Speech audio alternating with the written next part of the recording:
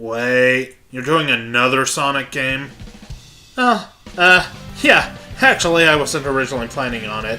In fact, I was gonna step away from the Hedgehog's antics for a little while, to be honest. But I wound up getting myself a copy of Sonic Generations of my very own, previously having just borrowed my buddy Shad's copy of the game. A quick note, I'm talking about the PS3 version, which is functionally the same as the 360 and PC versions, more or less. Not the 3DS version, which I actually know very little about. And upon replaying it, I felt it was fitting to end the year off by asking, is Sonic Generations really worth the hype? At first glance, it almost feels like the game is somehow understated. There's no fancy title screen. It's pretty plain, which is strange to see for a Sonic game. But right off the bat, you hear the iconic title jingle from Sonic 1 and 2. It's admittedly not the best way to lead things off, but the moment you start the game, you're immediately thrown into Green Hill Zone, just like the original game. Right off the bat, you begin the game as Classic Sonic. Now in my Sonic Forces review, I said I felt Classic Sonic felt better in that game than he does in this one, and upon replaying Generations, I stand by it. He's not awful or anything, mind you, but I feel like his jumps are a bit more awkward and don't go quite far enough, as opposed to feeling like they won't go far enough but actually go farther than expected. Oh, and as I said in my Forces review, D-pad controls are great for the 2D sections, and I'm so glad they were indeed in Generations, something I couldn't remember at the time of that review. Classic Sonic brings back his typical skills: spin attacking, rolling, and spin dashing. The controls for spin dash seem a little bit off, more akin to Sonic Adventure's spin dash spamming, except you need to charge it somewhat, or he barely moves forward. I have to admit that while that works fine, I found myself wishing I had the drop dash like in Forces, but that hadn't been invented yet. The downside is, the classic Sonic stages sometimes look a little too busy, particularly Green Hill, making it occasionally difficult to keep your eyes on him. It's not present in every stage, thankfully, and while somewhat distracting, it's not a massive issue most of the time. Either way, Classic Sonic feels alright, and the stage design is so good that I don't mind. Unlike Forces, the stages aren't so painfully linear, being more like Unleashed, except with fewer problems. Mostly, anyway. Now, I played this on the PS3 like I had with Unleashed, and while the game runs mostly fine, with only occasional dips in frame rate, though nothing that made me wonder if my PS3 was about to go the way of Mighty the Armadillo, the cutscenes had screen tearing in them, something I didn't remember from before, and it kind of bummed me out. However, it only appears in the cutscenes to the best of my knowledge, so they're probably done a different way than the gameplay for some reason. The gameplay itself seems to be locked at 30 frames per second as opposed to 60 like Unleashed, but that's not a big deal and was likely done for the sake of stability. Unless you're playing on PC where the game does run at 60. And either way, the game definitely feels a lot more stable than Unleashed, which is a huge plus. Shortly after you finish Green Hill, our little bobble-headed buddy gets dragged into a time rift, and we're switched over to modern Sonic at a birthday party. You get some banter here, and Tails gives Sonic a chili dog. Wow, just a chili dog, Tails? You cheapskate. Of course, the weird time rift-making thing, named aptly the Time Eater, appears and flings everyone into different portals. From here, you take control of modern Sonic. And modern Sonic feels amazing. He retains his sense of speed from Unleashed, but this time you can actually control him. Once again, he brings the boost gameplay, but has been heavily refined over his Unleashed counterpart. His light speed dash, stomp, and wall jump all return, albeit in a much more limited fashion. The light speed dash is admittedly a little bit unresponsive compared to previous entries, but it's barely used. I'm not sure if that's a good thing or a bad thing, to be honest. Most of the stages are also excellently designed for modern Sonic, with enough linearity to give his sense of speed full effect, while also keeping enough openness to have some exploration. It's a great balance. It doesn't hurt that most of the stages are just the right length, with only a few being too long for their own good. Following completion of the second act of Green Hill, Tails is restored to time, and after a few clever remarks, Sonic heads off to check out the nearby chemical plant from Sonic 2. And Classic Sonic pops in to talk with Tails. Well, I say talk, but it's more like bobblehead. He bobbleheads. And I love it. He then decides to head to the chemical plant himself. The game typically follows this pattern.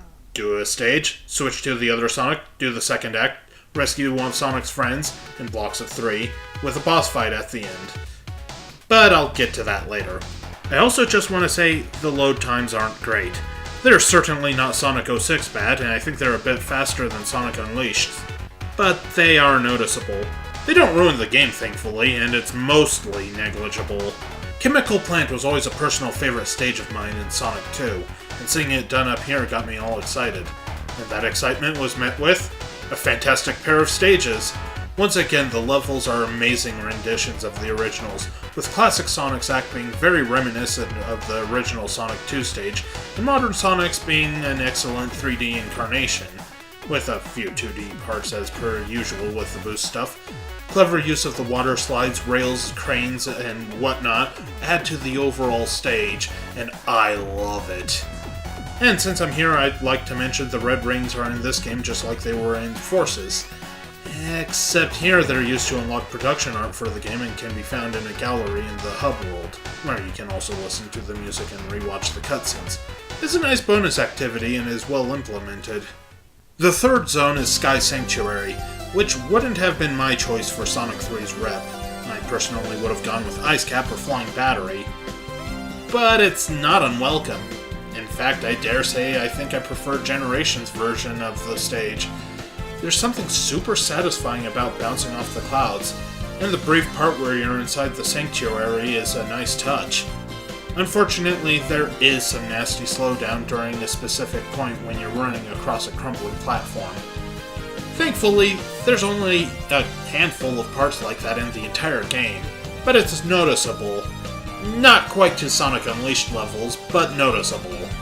It's here we come to the first boss gate. To open one of these, you need to finish 3 of the challenge missions.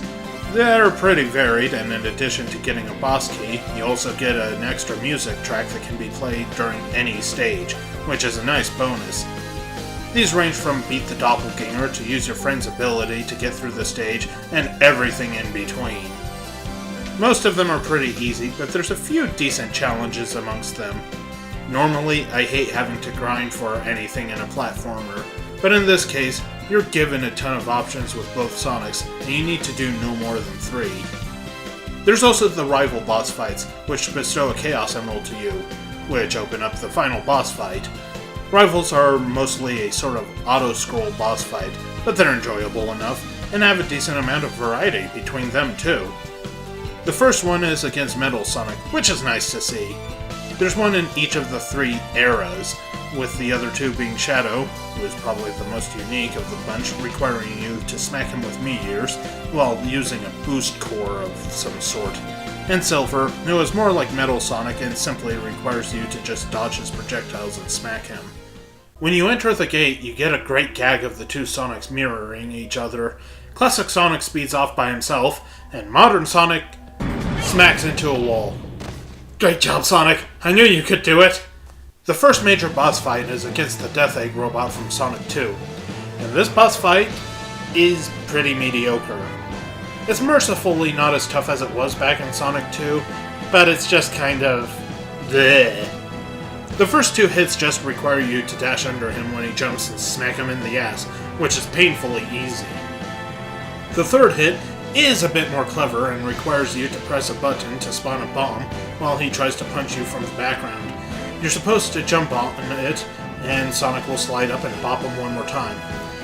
Not a particularly interesting boss fight, but it's not terrible either. And it's just a little bit on the unsatisfying side. After the battle, Classic Eggman is abducted by the Time Eater, much like Sonic's friends. The 2 Sonics meet up in front of the 2 Tails, and well, most of what they say doesn't really matter. The story is pretty much just a thinly veiled excuse to bring the 2 Sonics together and make some snarky dialogue paying tribute to the franchise. And I'm okay with this. Not that I don't like it when we get something a bit more fleshed out, but this game's goofy plot is just what it needed to be. I mean our friends. You know what I mean. We continue on with the Dreamcast era stages. Starting with Speed Highway from Sonic Adventure. This stage is a little more compact than it was in Sonic Adventure, but still does a good job of representing the feeling of the original. And I have to admit, I really enjoyed the 2D sections of the modern stage. Classic Sonic also gets his chance to run around the stage, and it's pretty enjoyable too. But nothing mind-blowing. The stage looks superb in both cases, though. But there is a bit of slowdown during the famous bit in Modern Sonic's section when running down the side of the skyscraper. It's brief, but you'll definitely notice it. Next is Sonic Adventure 2's City Escape, one of the greatest stages of any platformer ever. And it's not as good as it was in Sonic Adventure 2. It's not terrible by any means. In fact, it's pretty good, both in classic and modern incarnations. But it's just not as well designed or memorable. Honestly, I also can't tell if the famous truck chase is too over the top or not in this version. Following that is Seaside Hill from Sonic Heroes. And this stage is awesome. Both versions have underwater sections, but are underwater sections done right, and it's not the entirety of it. Taking a stage that forced you to regularly stop, switch characters, and fight, and making it just straight up speed feels fantastic. I have to admit, I kinda wish Air Fleet had been the stage from Sonic Heroes, but with how well this level was adapted, I can't complain. The next boss fight is against... oh snap! It's Perfect Chaos! And he is... kinda less impressive here. Again, by no means terrible, and the fight is still pretty cool. But it's more like a stage with a life bar. There's even a checkpoint. Again, it only requires 3 hits to beat him, and you don't even get to use Supersonic against him. Did I mention that? Yeah, you actually get Supersonic as a skill after beating the game. Speaking of which, this game drops the experience system from Sonic Unleashed in favor of equipable skills. These are okay. There's some pretty handy ones and some gimmicky ones. They can give you an edge, but aren't a huge game changer for the most part. It's a nice touch, but at the same time the stats system in Sonic Unleashed was kinda cool too. We continue on to Sonic 06's Crisis City. Say what you will about Sonic 06 itself, but one can't deny that it had some pretty cool stages, and this stage really shines in Generations. Well, with modern Sonic anyway. Classic Sonic's is still pretty good, but the last part with the tornado suffers a bit from too much going on all at once. Still, it's a stylish stage that gets its chance to shine without hilariously broken physics. Next up is Rooftop Run from Sonic Unleashed, and in all honesty, I think it was better in that game. Again, this is a fine rendition with modern Sonic, but it falls short in a few spots by comparison. It's less meaty, and in my opinion, just less of a fun stage. It's still good, though. Until you play Classic Sonic's Act. This is where the game loses a little bit of its steam, to be honest. The level isn't unplayable or anything, but it starts to drag just a little here. And it leads into Sonic Colors Planet Wisp. And oh boy, this level is not good. With modern Sonic, it starts out playable enough, but then it introduces a gimmicky rocket wisp mechanic out of nowhere, and it sucks out a lot of the fun. I also had the stage bug out on me once where the rocket in the last part of the stage wouldn't spawn, and I kept getting crushed by a falling ceiling. It was an oddity to be sure. Thankfully, the glitches are relatively rare, and I found the game much more stable than some of the previous games. And then we get to Classic Sonic's version of the stage. And man, does it take forever. It's not like Unleashed Werehog levels of long, or even Sonic 06 stage length, but it was probably the only level that managed to take me more than 10 minutes. It too suffers from a redundant Wisp power, which is honestly even more intruding than the Rocket Wisp in modern Sonic's level. At the end of the HD era stages is a pretty great boss fight. It's a lot like the normal Sonic bosses from Unleashed, but it feels a bit more impressive, a bit more active. You give chase against the Egg Dragoon, a boss that was previously fought as Werehog Sonic, but this time around it plays completely different. This boss even has a neat use of modern Sonic's wall jump, and it ends with you needing to dive bomb Eggman using a freefall segment. It's probably the best boss fight in the game overall, and it really helps make up for the previous stage. Plus the music is awesome. Actually, can we just take a moment to talk about the music? It's great, of course. It's classic Sonic music remixed, but so many of the tracks sound fantastic, and the extra tracks that you unlock are also really amazing to hear again. Admittedly, there's no hype vocal theme for the game, but that's understandable given that it focuses primarily on nostalgia. Though you can at least hear several vocal themes in a few boss fights or the bonus tracks. And then it's time for the final boss. Once you get the Chaos Emeralds, which are obtained from beating the main bosses, the rival bosses, and one from a story event. This results in a pretty fun cutscene with a hilarious line calling back to the early days. Nobody calls me that anymore. The two Sonics get smacked hard by the two Eggmans. Eggmen? Eggman? Then in typical fashion, they get cheered on by everyone in a cheesy Power of Friendship sequence. The two Sonics transform into a pair of Super Sonics and face off against the Time Eater.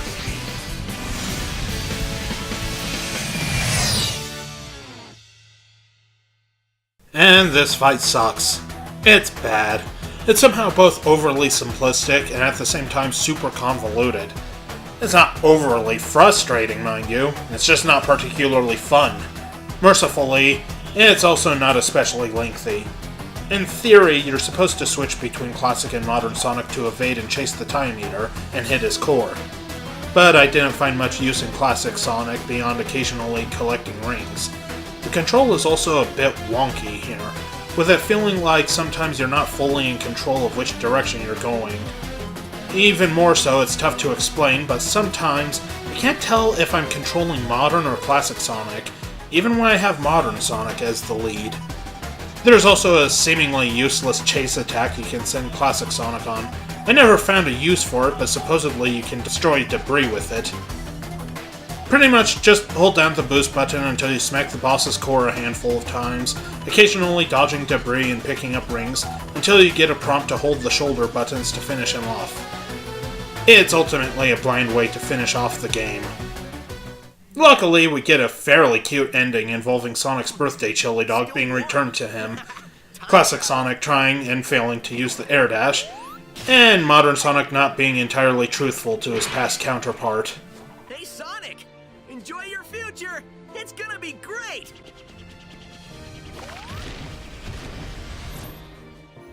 The game's end credits then roll as an homage to the classic medley of Sonic 1's ending, showing the adventures depicted from their respective stages and games. A good way of showing the series over the years, through the good and through the bad. Oh, and there's a hilarious post-credits scene involving the two Robotniks, Nobody calls me that anymore.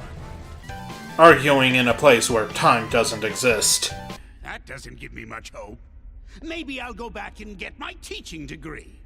That's not a bad idea. I've always enjoyed telling people what to do. So is Sonic Generations really worth the affection and admiration it's showered with? Absolutely.